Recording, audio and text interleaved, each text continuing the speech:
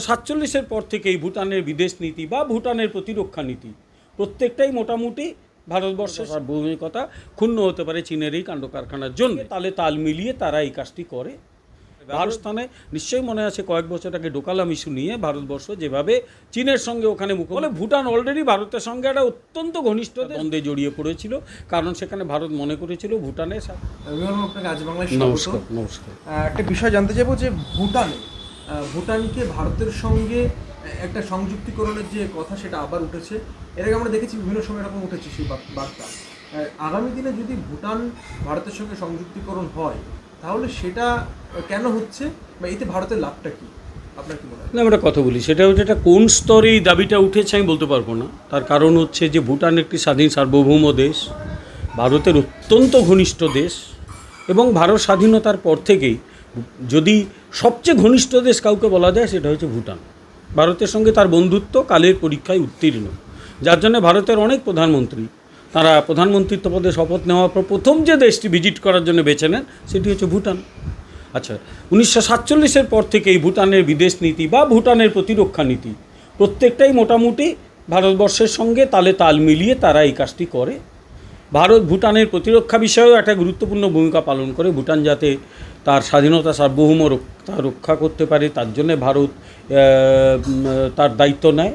Plus আরেকটি বিষয় যে অন্য কোনো দেশ যদি ভুটানের সার্বভৌমিকতা নষ্ট করে সেক্ষেত্রে ভারত সে ব্যাপারে ব্যবস্থা নেয়। নিশ্চয়ই মনে আছে কয়েক বছর আগে ডোকালাম ইস্যু নিয়ে ভারতবর্ষ যেভাবে চীনের সঙ্গে ওখানে মুখোমুখি একটা দ্বন্দ্বে জড়িয়ে পড়েছিল, কারণ সেখানে ভারত মনে করেছিল ভুটানের স্বাধীনতা সার্বভৌমিকতা ক্ষুণ্ণ হতে পারে চীনের এই কাণ্ড কারখানার জন্যে।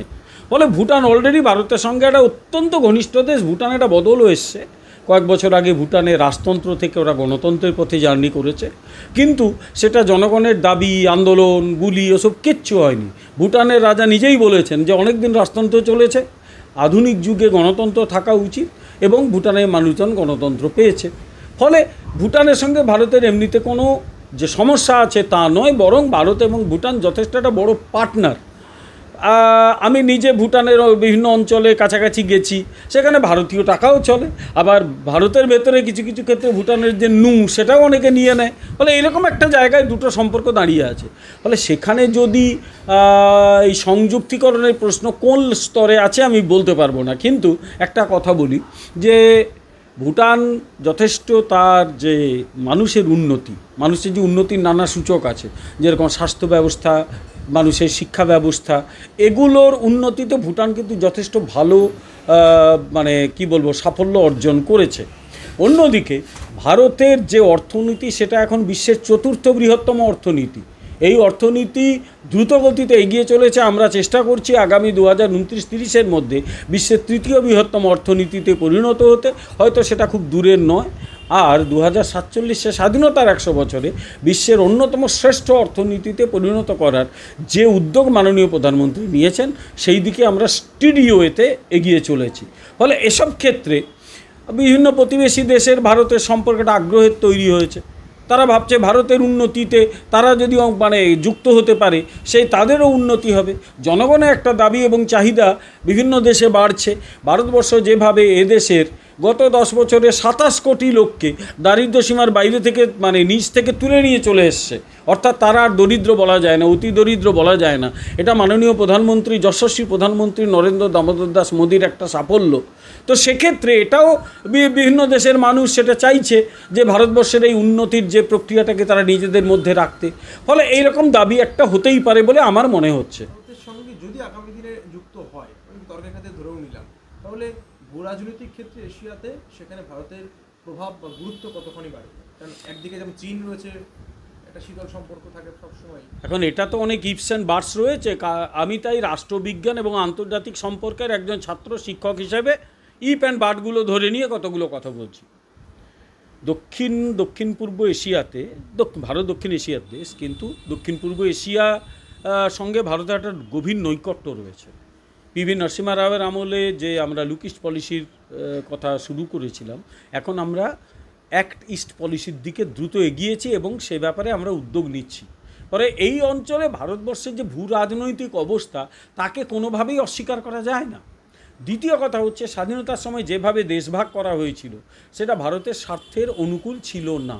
আমি একটা ছোট্ট উদাহরণ দিই, সেটা হচ্ছে স্বাধীনতার সময় ঠিক কোন অঙ্কে চট্টগ্রামকে তৎকালীন পূর্ব পাকিস্তানে দেওয়া হলো। এটা সত্যি অদ্ভুত ব্যাপার, কারণ চট্টগ্রামে তখন প্রায় 90% মতো হিন্দু এবং বৌদ্ধ বেশি, হিন্দু কম ছিল, কিন্তু 90% মতো, মুসলিম জনসংখ্যা 10%-এর সামান্য বেশি ছিল। তো সেটা কি করে চলে গেল তৎকালীন পূর্ব পাকিস্তানে?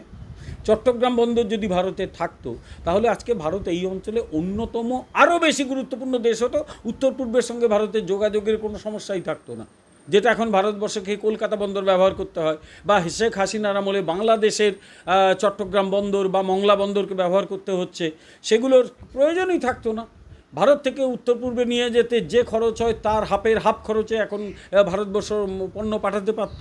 এবং যেখান থেকে একটা বিকল্প রাস্তা ভারতবর্ষ করেছে মায়ানমারের সঙ্গে, যে যোগাযোগটা করেছে, কালাদান যে প্রজেক্টটা চলছে, সেই প্রজেক্টটার মাধ্যমে ভারতবর্ষ নর্থ ইস্টের যে পণ্য পরিবহন সেটা অতি দ্রুত করতে পারবে। ফলে এগুলো প্রয়োজনই হতো না যদি চট্টগ্রাম বন্দর ভারতের মধ্যে থাকতো। কিন্তু তৎকালীন যারা ভারতের স্বাধীনতা আন্দোলনের নেতৃত্ব দিয়েছিলেন, কংগ্রেস, তারা অত্যন্ত স্টুপিড হয়েতে এগুলো মেনে নিয়েছিলেন। যেরকম ঠিক এইরকম একটা কথা বলি, যে সিলেট বা শ্রীহট্ট, আচ্ছা শ্রীহট্টে যারা জাতীয়তাবাদী মানুষজন, মুসলিম সম্প্রদায়েরও জাতীয়তাবাদী মানুষজন, ওখানে চা বাগানে কাজ করতো আদিবাসী, তারা কংগ্রেসের নেতৃত্বকে বারবার বলেছিল যে দেখুন আমাদের নাম বাদ দিয়ে দিচ্ছে ভোটার লিস্টে, কারণ শ্রীহট্টে গণভোট হয়েছিল। গণভোটে তৎকালীন যারা মুসলিম লীগের লোকজন, উগ্রপন্থীরা মেরে ধরে দখল করে ভোট করে নিল। শ্রীহট্টের একটা বড় অংশ চলে গেল তৎকালীন পূর্ব পাকিস্তানে, কংগ্রেস বসে বসে ঘাস কেটেছিল। ফলে এই ক্ষতি তো আমাদের হয়েছে। এগুলো যদি না হতো তখন ভারতবর্ষ এই দক্ষিণ এশিয়া, দক্ষিণ পূর্ব এশিয়ার ভূ রাজনীতিতে আরও একটা গুরুত্বপূর্ণ জায়গায় থাকতে পারত। আর একটা কথা বলি, সেটা হচ্ছে যে ভারতবর্ষ একদিকে বঙ্গোপসাগর, অন্যদিকে আরব সাগর, আর একটু দূরে গেলে ভারত মহাসাগর। এই যে পজিশন, এই অঞ্চল দিয়ে বিশ্বের সবচেয়ে বেশি পণ্য পরিবহন হয়, যাত্রী পরিবহনও হয়। যাত্রী পরিবহন আজকাল তো আর জাহাজে অত হয় না, কিন্তু আন্দামানে যেতে গেলে যাত্রী পরিবহন হয়। পণ্য পরিবহন, পণ্যের যে বড় বড় জাহাজ এই রাস্তা দিয়ে চলে। এখানে একটা মালাক্কা প্রণালী আছে, মালাক্কা স্ট্রেট দিয়ে জাহাজগুলো যায়। আন্দামান নিকোবর দ্বীপপুঞ্জে এই কারণে ভারতবর্ষ একটা মানে জয়েন্ট কমান্ড করেছে, নৌবাহিনী, স্থলবাহিনী এবং বিমান বাহিনীকে নিয়ে একটা জয়েন্ট কমান্ড আছে আন্দামান নিকোবর দ্বীপপুঞ্জে। তার কারণ ভারতবর্ষ এই অঞ্চলে নজর রাখতে চায়। প্লাস এখানে চীনের কিছু কার্যকলাপ ভারতের পক্ষে সমস্যার কারণ হচ্ছে। চীন সবসময় ভারতকে ডিপ্লোম্যাটিক্যালি ঘিরে ফেলতে চায়, যার জন্য চীন পাকিস্তানের সঙ্গে সম্পর্ক ভালো করে। চীন চাইছে হাম্বানটোটা বন্দর দিয়ে ভারতবর্ষের ওপর নজর দিতে। মালয়েশিয়ার বর্তমান যে রাষ্ট্রপতি, তার সঙ্গে চীনের একটা সখ্যতা তৈরি হয়েছে, যদিও ভারতের সঙ্গে সম্পর্ক উন্নতি করতে তিনি বাধ্য হয়েছেন। ইনিশিয়ালি অনেক কথা বলেছিলেন, কিন্তু ভারতের সঙ্গে সম্পর্ক উন্নতি করতে তিনি এবং স্বাভাবিক রাখতে বাধ্য হয়েছেন। ভারতকে গুরুত্ব দিতে হচ্ছে তাকে। মায়ানমারে, যেটা বার্মা ছিল আগে, আমরা বার্মাই বলি মূলত, সেখানে কোকো আইল্যান্ডে চীন চেষ্টা করছিল একটা সামরিক ঘাঁটি করতে, পুরোটা করতে পারেনি, কিন্তু চীনের নজর আছে। ফলে ভারতবর্ষকে এই অঞ্চলে তার যে নিরাপত্তা সেটাকে দেখতে হয়। ফলে সেই নিরাপত্তা বলয়ের মধ্যে ভারতের যে নিরাপত্তা বলয় তা নিজের জন্য তৈরি করেছে, সেখানে ভুটান রয়েছে, সেখানে এমনকি নেপালও রয়েছে, নেপালও তার মধ্যে রয়েছে। নেপালের যদি কোথাও নিরাপত্তা নষ্ট হয়, ভারতবর্ষেও সেখানে উদ্বেগের কারণ ঘটতে পারে। এখন নেপালের মাঝে মাঝে সরকার বদল হয়, তারা নানা রকম কথাবার্তা বলে, আমি তাই নেপালকে এই আলোচনা থেকে বাদ দিচ্ছি। কিন্তু ভুটান ভারতের নিরাপত্তা বলয়ের মধ্যে রয়েছে। ফলে ভুটানের সঙ্গে যে সম্পর্ক, যে ভূ রাজনৈতিক ভারতের রেসপেক্টে আমরা ভুটানের সঙ্গে সম্পর্ক আলোচনা করি বা ভুটানের নিরাপত্তাকে আলোচনা করি, সেখানে ভুটান এবং ভারতের মধ্যে যদি সম্পর্ক আরও গভীর হয়, আমি সংযুক্তিকরণের কথাটা যতক্ষণ না বিভিন্ন দেশের মানুষজন এক হচ্ছে আমি আলোচনা করব না। আমি শুধু বলবো গভীর এবং গভীর নৈকট্য, গভীর ঘনিষ্ঠ সম্পর্ক যদি হয়, সেটা ভুটানের জনগণেরও ভালো, ভারতের পক্ষেও সেটা ভালো, এবং এই অঞ্চলে একটা ভূ রাজনৈতিক যে পরিবর্তন সেটা অবশ্যই গুরুত্বপূর্ণ হতে পারে। যদি এটা সংযুক্তিকরণ সম্ভব হয়, তাহলে কি সেটা মোদী সরকারের আমলেই সম্ভব? মোদী সরকারের আমলে ভারতবর্ষ, আমি আবার বলছি সংযুক্তিকরণটা এটা একটা হাইপোথেটিক্যাল কোশ্চেন।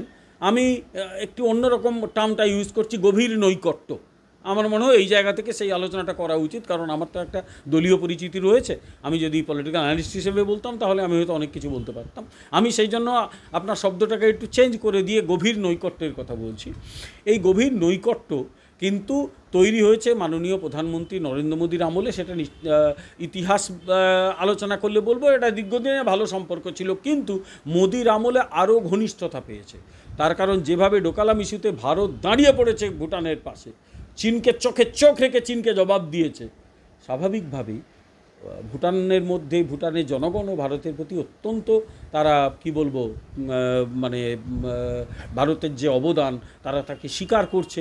ফলে মাননীয় প্রধানমন্ত্রী নরেন্দ্র দামোদর দাস মোদী ভারতকে কেন্দ্রে রেখে এই অঞ্চলে যে উন্নতির ভাবনা চিন্তা দেখেছেন, বিভিন্ন রাষ্ট্রের সহযোগিতার যে সম্পর্ক কথা বলছেন এবং গভীর নৈকট্যের সম্পর্ক গড়ে তোলার চেষ্টা করছেন, আমি মনে করি নরেন্দ্র মোদীর আমলেই সেটা সম্ভব, বা এর আগে এটা সম্ভব হয়নি। কিছুটা শুরু করেছিলেন অটল বিহারী বাজপেয়ী, কিন্তু সরকার তো বেশি দিন ছিল না, 5.5-6 বছরের সরকার ছিল। মাননীয় প্রধানমন্ত্রী সেটাকে আরও এগিয়ে নিয়ে গেছেন, আগামী দিনে আরও এগিয়ে নিয়ে যাবেন।